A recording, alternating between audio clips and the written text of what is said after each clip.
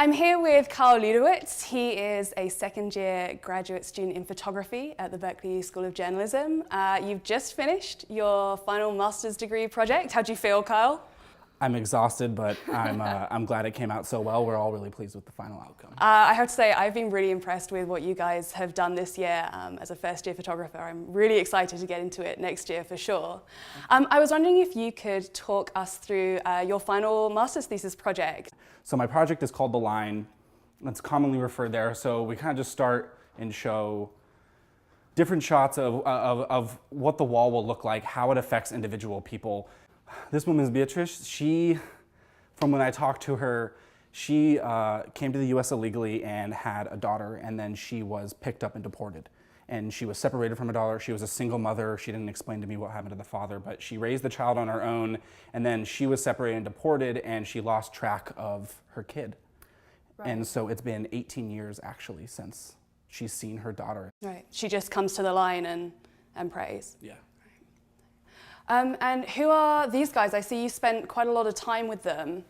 So this was one of the in-depth projects that really got me the Dorothea Lange Photography Fellowship, and that's the Arizona Border Recon. So I wrote a proposal for the Dorothea Lange Fellowship saying we can look at one view of the wall in immigration and border politics, which is that of deported immigrants, mothers who have been separated from their kids, but let's also take a look at the side that is generally demonized or less told, which would be the Border Patrol, and then this, which is the most fringe of the groups, which is a Arizona border militia.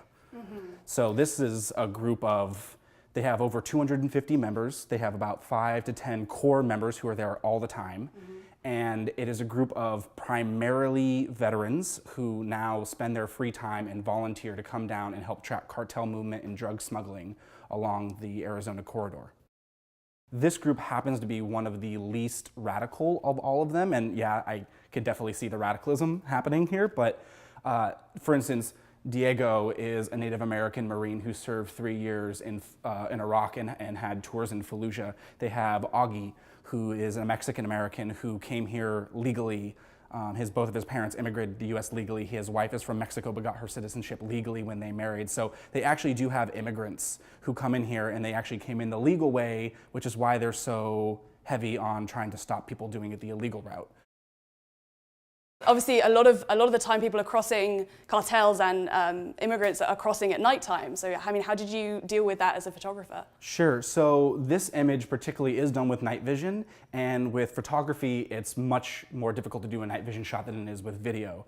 Mm-hmm. With video, you can just switch to a night vision mode if your camera's strong enough, and you can shoot with it.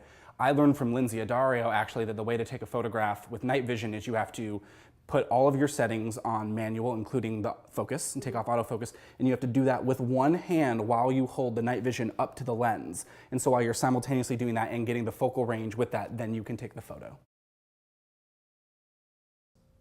Something about the way our generation sees now, and I think a lot of it has to do with the way we work with social media, is that when we take a photograph, I think we're only looking for that one shot, that one photo that we're going to put on Instagram or Facebook and get a like, and it really stops at that surface level. And I think it's very important to have documentary photojournalism because it starts telling the narrative, a visual narrative that explains something that's so much more than just an image, but actually gives you the background, the history, the depth, the context.